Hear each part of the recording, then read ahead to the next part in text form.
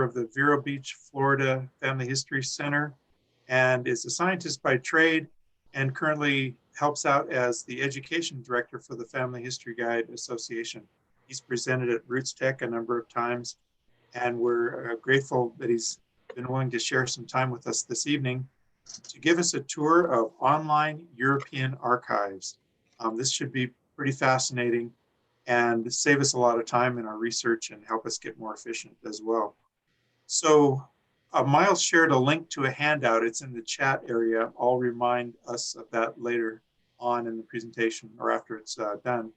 And we'll be having a brief Q&A at the end. So please keep yourself muted and then unmute when it's time for Q&A so you can ask any questions you need to. All right, thanks for attending, and we'll turn the time over to Miles. Go ahead. Well, great. Thank you for this opportunity to speak to you all. Realize that I'm in Florida, so it's 9 o'clock my time here. So I'm just adjusting a little bit to the evening. But what I want to talk to you all about is the variety of different European archives that are available online and how you can get access to these archives to do your research, whether that's your family history research or it's your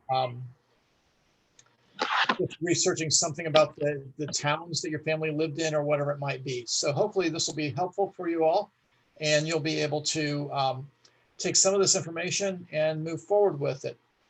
So get my cursor in the right location. So first of all, why do you search the archives? Well, many of us have been to physical archives and you go through the collections they have there and you're looking for certain records. The online records are getting to be very compatible with those. You're not going to go over to Germany and go through archives just on a whim on a weekend. So being able to access the records that they have in their archives online is makes it much easier. You're going to find civil records, church records, population registers, lots of other different types of records. And it depends on the archive that you're looking at as to what types of records you're going to find. So when we talk about the European archives, they're actually doing a great job of leading the way and putting many of their archive records online. And it makes it easier for us here in the United States to be able to get some of those records and use those records in our research. But one thing you have to remember is that not all the records are available online, and each archive will have a different collection of records available. The other thing you have to realize is that not all of the archives are written in English. I was going through one of the German Facebook groups the other night, and somebody was complaining that he was trying to access the German archives and they were all written in German. None of them were written in English. And he's like, this is terrible. And somebody replied back, says, not everyone speaks English. So when you're looking at these archives, in many of these countries, the archives will be written in English or written in their native language. So how do you read them if you don't know that language? Well, first of all, many of them do have a Dutch, or a native language and an English translator built into them. You can click on the English symbol associated with that web page. You look up to the top right-hand corner. This is one of the German pages, and it has, a British flag. You can click on that to see it. And then this one over on the right-hand side, you can see that when you click on languages, it has a variety of different languages that it translates into. In many cases, utilizing that click on button doesn't give you as much information. So they may have written the page in English, but they may have condensed it. They may not put all the detail into it, or they may not have every page on their website translated to English. So what I tend to like to do is use the Google Chrome browser and download the Translate app to it. So the Translate app is located in your browser bar, and you can click on it and it translates the page automatically using Google Translate. So that's an easier way, and it doesn't matter, if they've got an English page, you're actually seeing everything that they have written in the native page. The other thing to realize is that there's a variety of different archives. You may find multinational archives, national archives, regional or local archives, and each of these will have a different collection of records that you'll want to search for. And in many cases, it's the local archives that you're looking for, because they will have the local records, the town records, the church records, and so on, while the national archives may not have that information. So how do you start finding the archives you're looking for?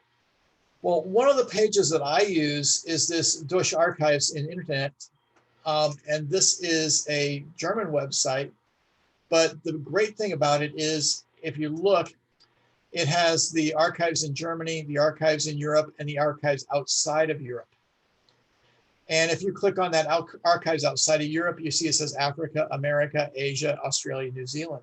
And so you can narrow down where you're looking and see the archives in those areas. So I'm going to show you an example of what it looks like when you click on the Archives in Europe link there. On the left-hand side, you can see all of the different countries which have archives online. And I clicked on the Netherlands, and then the larger window here, you can see each of the archives in the Netherlands that you can find records in. So this is a really great help, because you can find a large number of archives with only a couple clicks on a website. And since it is a German page, they do have a specific website for finding the German archives. And you can see in this case here, on the left-hand side of the image, you have the different states in Germany, so you can click on the state and go directly to the archives there. In the middle of the page, you have different types of archives, church archives, state archives, community archives, and so on. And then on the right-hand side, you have the alphabet. So you can click on the letters that you're looking for, and it'll start pulling up those archives for you. Now, one of the things you have to remember is that when you're searching in these archives, as you would on Family Search or any other search engines or family history databases, you're only going to find the records that are indexed. So you can put in a surname. And in this case here, I put in Westner, which is one of my wife's family lines. And I was able to find, several different types of records for different individuals with the name Westner. But again, these are only the ones that are indexed. There's a lot more that are out there that are not indexed that you might be able to find records for. You just have to search through them a little bit more.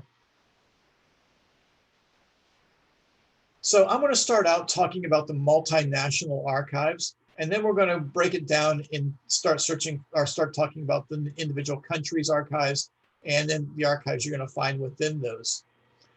But one of the biggest international or multinational archives in Europe is Europeana. And this is a collection of materials from galleries, libraries, archives, and museums all over Europe. It was launched in 2008, so they've been online for 12 years now, constantly being updated. There's always new records being added to it. The last time I looked, there were over 58 million documents, and this includes artwork, books, videos, sounds, and other types of collections. And when you go into the web page, their data is broken up by themes. And so you can see at the bottom the different thematic collections. And the first one is the Europeana 1914 to 1918. And this is their World War I collection. You're going to find a variety of different types of records in that. And I'll go into a little bit more depth in that in the next slide. But you also have art, fashion, migration. Migration might be an important one for you to think about when you're looking at your immigrant ancestors. What were the major migration time periods? Why were they migrating? Where were they migrating to? There's also music, photography, visions of war, and then other image collections that are there. In addition to that, for example, this one here is the 1914 to 1918 collection.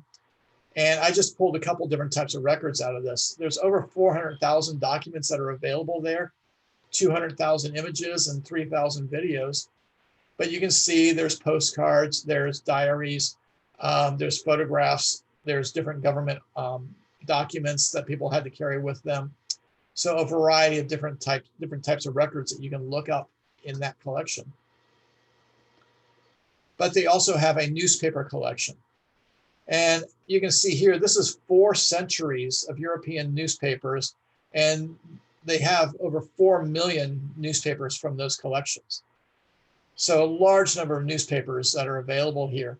And many of these are searchable by, you can type in a name and you can end up with the records from that country. You can narrow it down to determine which country you're looking at as you continue to search. So really great archives here.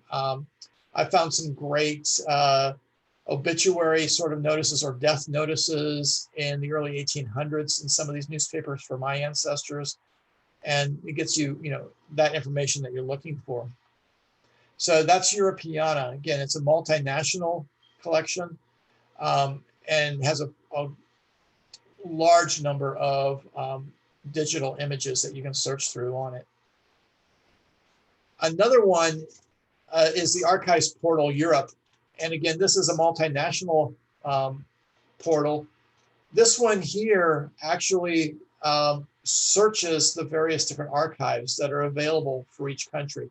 So it doesn't technically house any of this information here. It's a search engine that searches the European archives that are available. And you can see it says that it searches over 200 almost 270 million units within those archives. So a large number of documents there in 7,000 institutions. So as I mentioned, it's a search engine for these archives, and it searches over 30 European partner countries. The various archives that are within those are all searched simultaneously. You can search by keywords. So they have a topic search area. And if you look in here, I've zoomed in and expanded the genealogy topics. And you can see that they have over 43,000 results for genealogy and over 13,000 results for genealogy archives.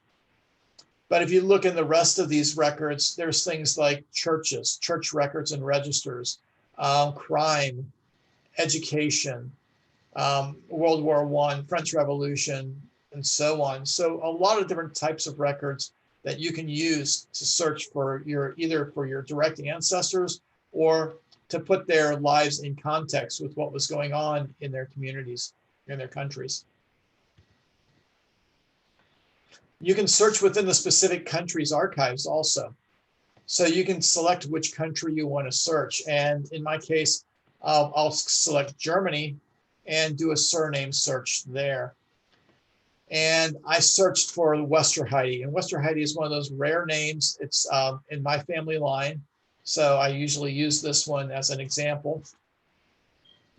And you can see it came up with 27 records in Germany, 16 in the Netherlands, and 2 in Sweden.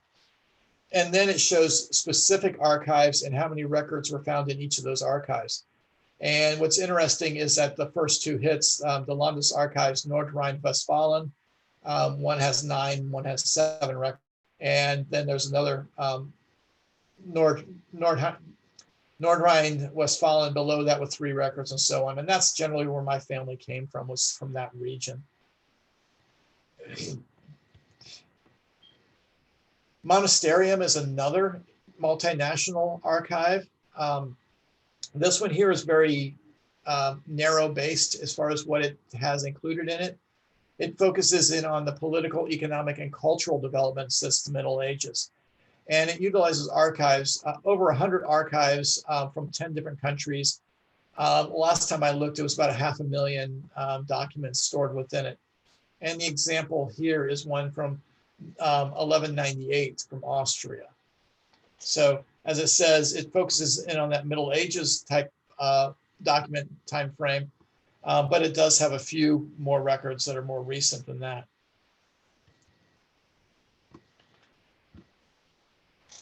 And then Topotech. This website is a photographic collections from around Europe. And so what it the great thing about this is that these photographs are geo-referenced. So it takes these photo collections and then places them on a map. So you can zoom into the towns where your family came from and you can see the photos of that town.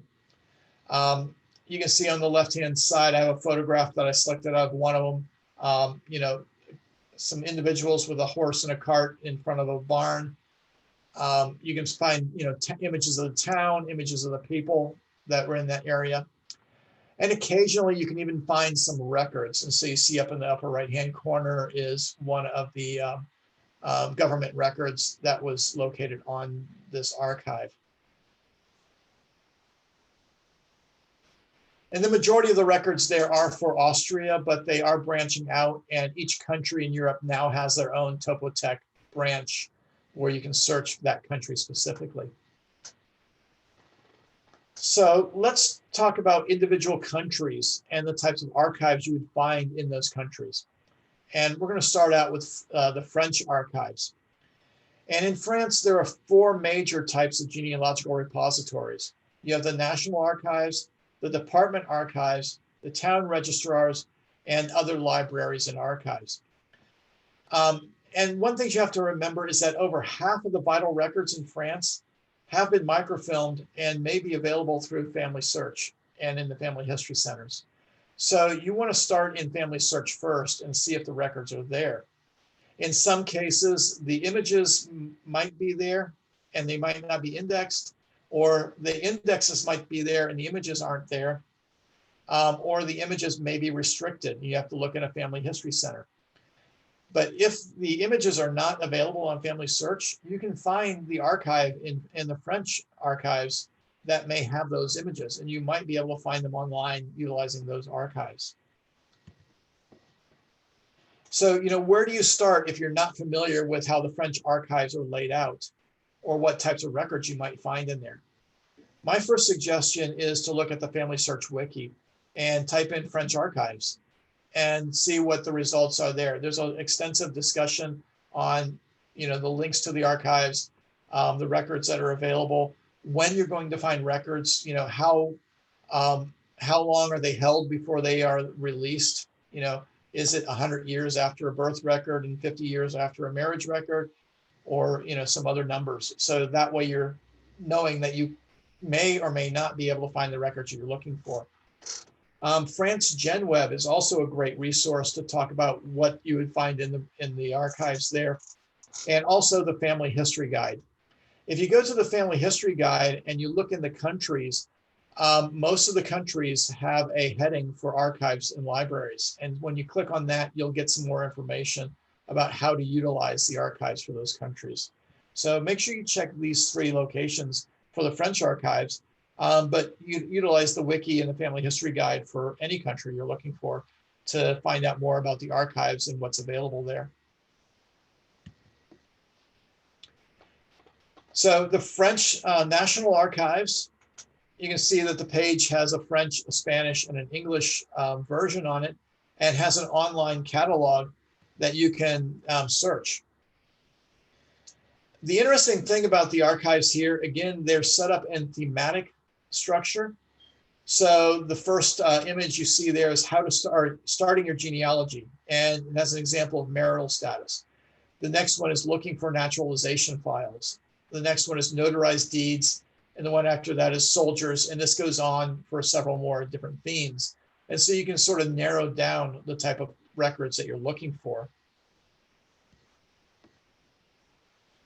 Another way of going in is looking at the departmental archives. Now, these are the individual states, basically, within France. There are 96 departments in France. Okay, so there's a lot of departments.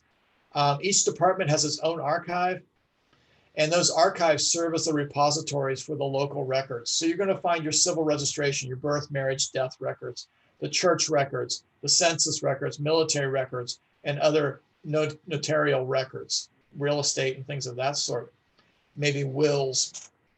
So you can see you need to know pretty well where your family comes from in order to find the department that you're looking for. So I'm going to give an example here looking at these departments. So when you're looking at the physical location for the department, it's usually located in the largest town in that department. And the records have to be more than 100 years old to be placed there. If they're less than 100 years old, they're still stored in the town archives.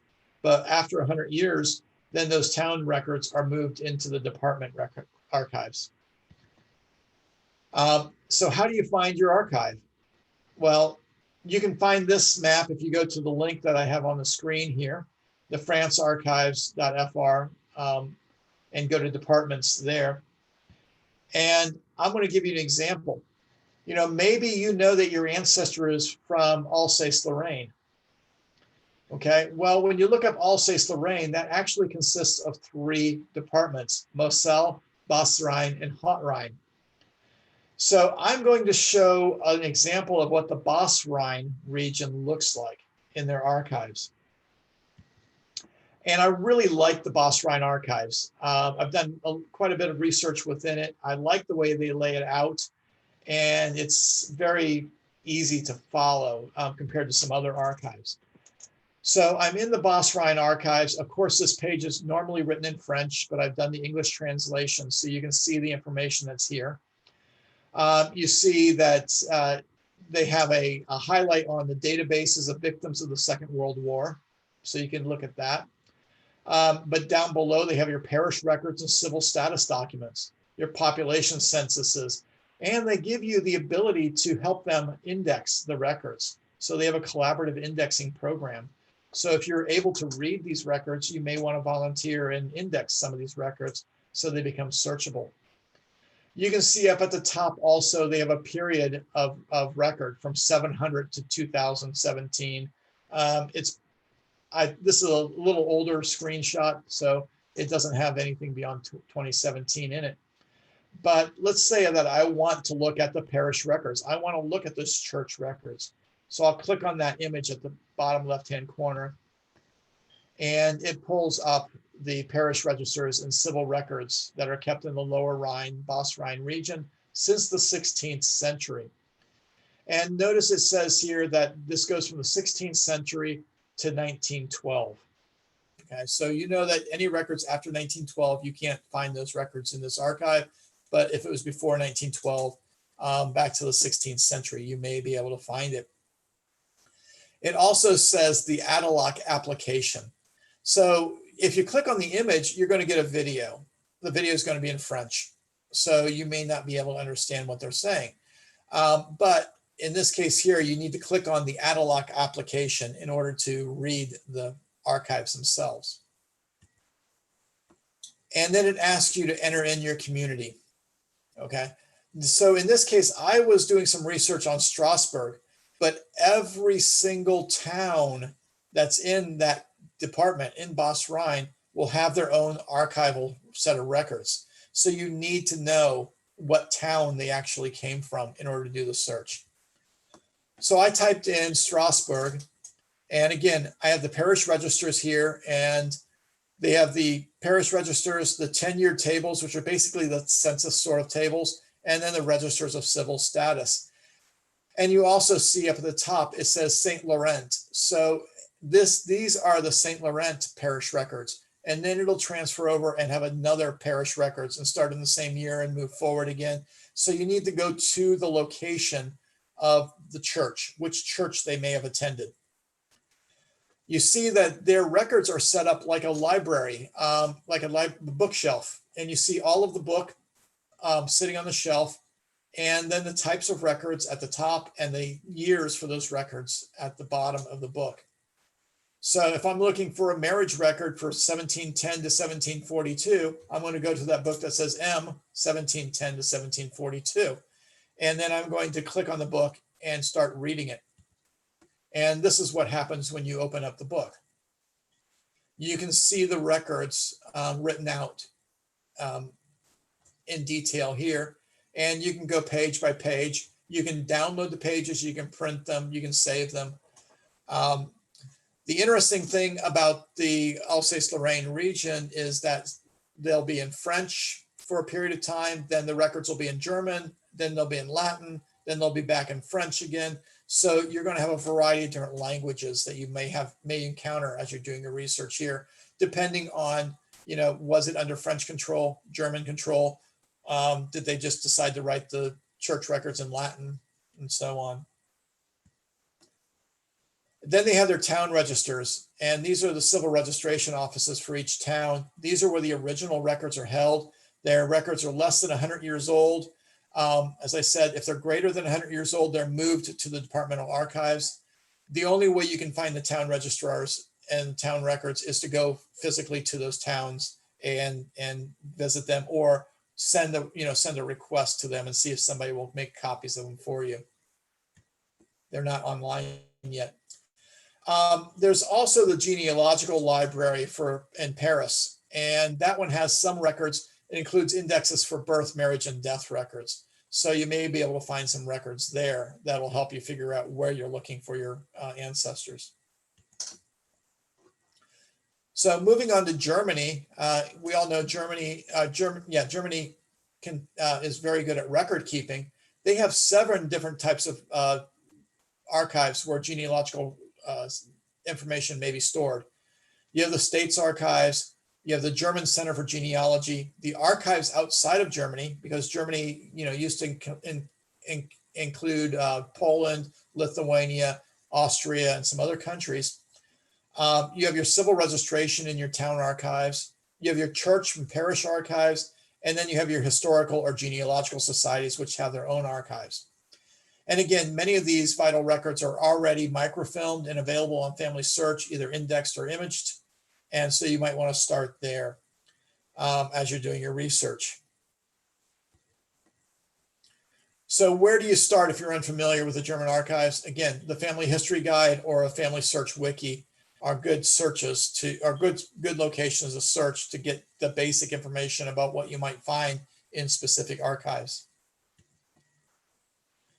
So the National Archives or the Das Bundesarchiv is not one of those places where you're going to find many genealogical records. It's mostly state records, statistical records, information such as that, and not specifically names of individuals.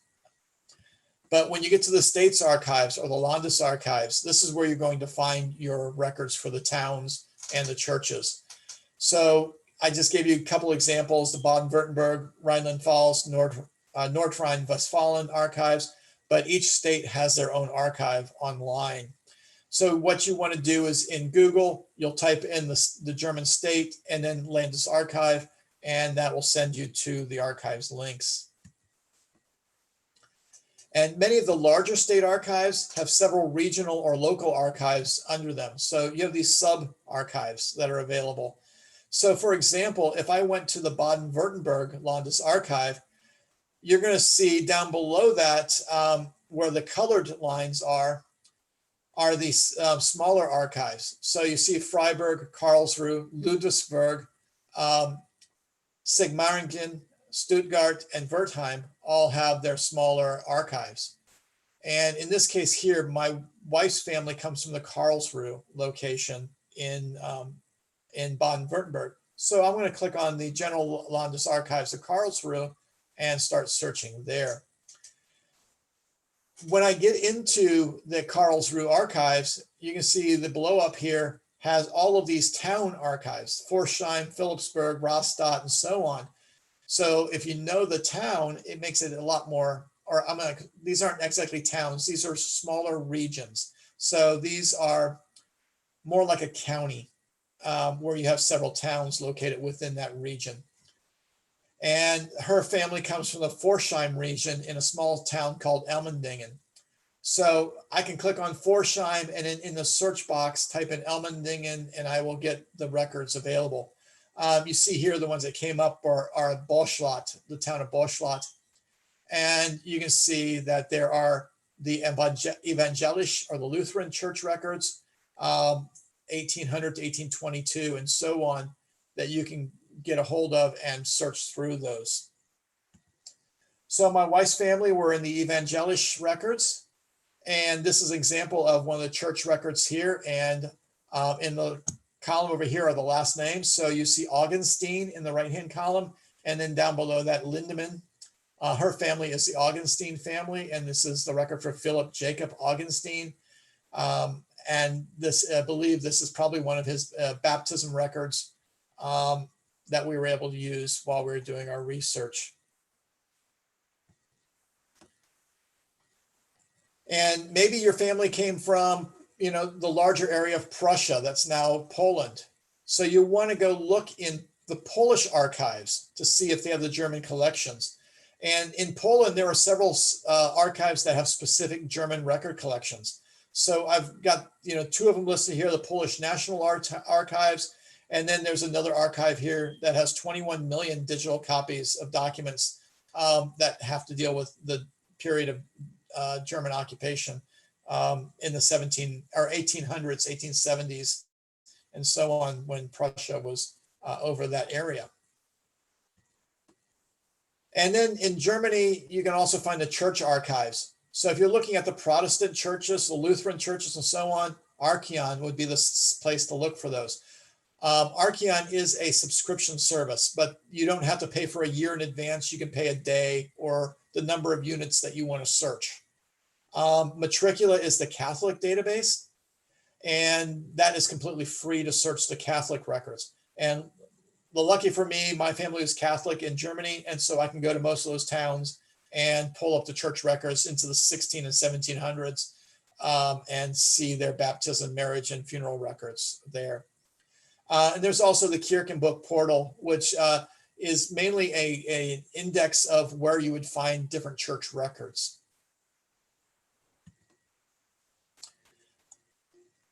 So the Netherlands, this is an example of a couple archives from the Netherlands, and this was Viva's V. The record on the right-hand side is for Justus Weiss. He was one of my third great-grandfather, and his wife, Anna Marie Margareta Wilken. So you see the image there. You can download or view the image, but then it gives you a lot of the indexed information. So where they were born, how old they were, their occupations, the father and mother of the groom and the bride, and then the dates for the records. So really great. It also tells you that this actually comes from the North Holland archives. I was also looking through the Amsterdam City archives, and this is where you get the civil registrations and the city censuses for Amsterdam.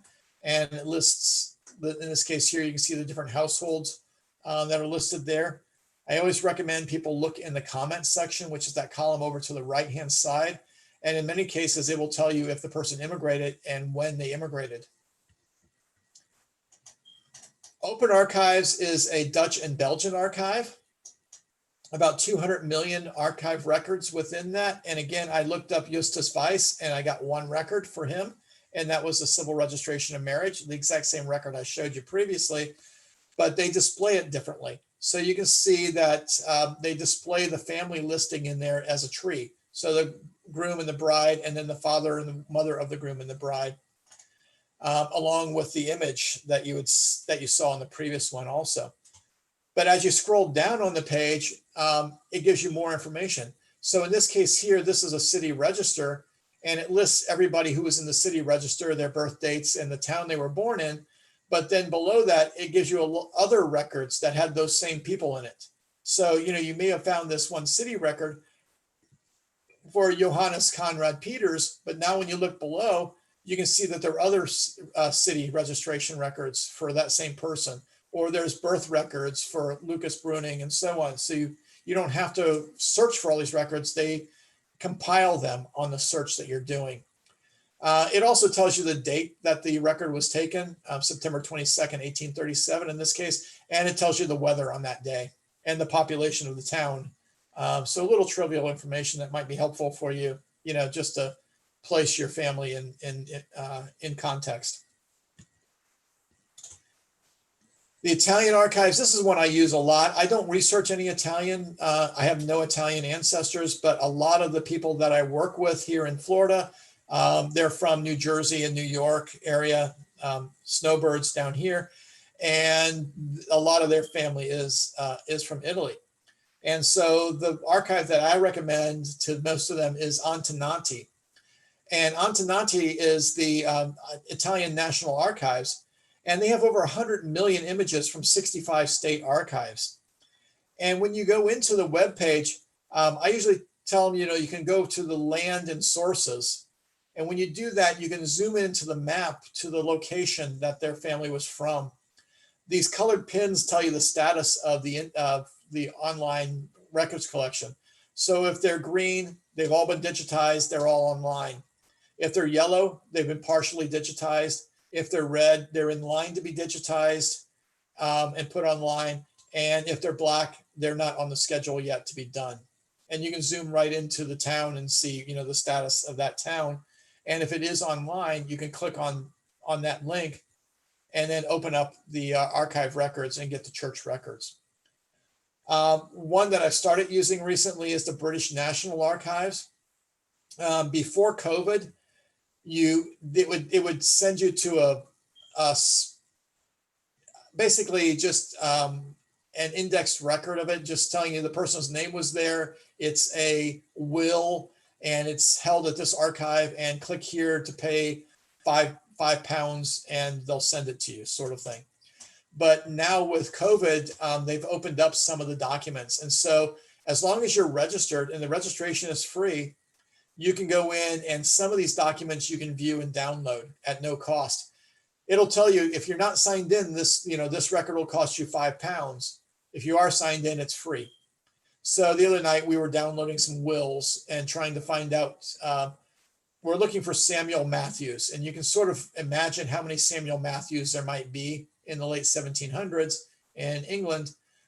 So we were downloading several wills to try to read through them and determine if they're the right person. The Irish Archives. So you can go to the Ireland's National Archives website, and they've got the 1901 and 1911 census. They've also got some partial censuses for 1821 to 1851, the tithe allotment books, soldiers' wills, other wills and administrations, the diocese copies, marriage bonds, and so on. So there's a variety of different records you might be able to find in the Ireland's National Archives. And additional Irish records in the civil records and Irish genealogy.ie. And these are where you're going to find your birth records over 100 years old, so 1864 to 1918, your marriage records older than 75 years old, so 1864 to 1943, and the death records over 50 years old, 1878 to 1968. In some of these cases, and specifically for Germany, when you look at the church record itself, so maybe if you go to, in the German records, Matricula or Archeon, you're going to see the original records. If you go to the state archives, you're going to see the duplicate records. And the duplicate records may not be as complete as the church records themselves. So you may want to check that on any country you're researching in Europe to see if the church archives actually are available online to do the research before you go to the state archive and look at the record. Because in the church archive, they may have some notes in the margin that talk about the person's, it may be a baptism record, but on that baptism record, they may list the person's marriage date, their death date, and their immigration dates. So other important information you may not find in the archive record itself with the duplicate records. So I hope that gave you some information about some opportunities to search in the archives, in the European archives. I didn't, go through every country. I've done this. I did this talk in RootsTech Europe, England, RootsTech England, 2 years ago. And somebody asked me, well, why don't you talk about Ukrainian records or Polish records? And it's, basically because I have not utilized those records. I'm not familiar with them, and they're a little bit more difficult to get through. In that case, I actually had one of the head archivists from Poland was in the audience, and he stood up and answered all the questions in that case. So I can't answer every question about all of the European archives, but if you have any questions, I might be able to help you out with trying to find out where you might be able to find that information. So I'll open it up to any questions. Archeon Okay. is, like I said, is a pay, but it's a pay to use sort of thing. So, you can go in and you can see if your records are there, if the towns you're looking for have their church records available. And if the town's not there, you probably don't want to look at it right now, but they're always adding new Protestant church records. And you can go back in 6 months, and if it's there, then you can, say, well, I want to pay for 5 days and I'm going to use those 5 days, or I want to pay for a month, and you can use that month period. So it's fairly inexpensive to do it that way, because a lot of times you're not researching it every day, so you don't want to pay for a year subscription to the site. Good. You can download it and click on those links and play around in the archives. Some of the archives are a lot more difficult than others. Some are very easy. I've discovered that the Baden-Württemberg archive is very difficult to get to a place where you can actually do your search. But once you find the page that the search is on, if you save that page link, then it makes it a whole lot easier to come back to later. Others, like the French archives, are very simple to get into and figure out where you are. If you're looking at the Paris archives, the interesting thing about that is you have to know what block the family lived on. And so you actually physically have to know their street address or something of that sort to be successful in it, unless you just want to start searching all of Paris, going page by page and seeing if you can find records there. So some are easier, some are more difficult. Some allow you to help index the records, and some, there's no indexes for them at all. So you have to just page by page look at the records. I really like the flow of how you laid things out, going from the National Archives down to regional and state, and then down to the local level. That's not always apparent to people that are new in searching archives. They just think, oh, there's some big archives out there that I go look at. Right. And it's important to know what those are and the likelihood of finding different records at different times using those. I like that. Yeah, and I always recommend looking at the parish records or the town records. So the parish records are going to be in the church archives. They may be in the state archives, and if you know the town, then you can search the state archives. So it's knowing that town is what's really going to help you. I do another talk on mapping, and that talk uses things like surname maps. So you can pick a country and you can go to their surname map and you can type in the surname you're searching for, and it shows you a heat map or a graphic that indicates where that name is most prevalent and which towns it's located in most commonly. And that's based on town directories. And once you have that, then you can narrow down, maybe to 4 or 5 towns or something like that you need to search in.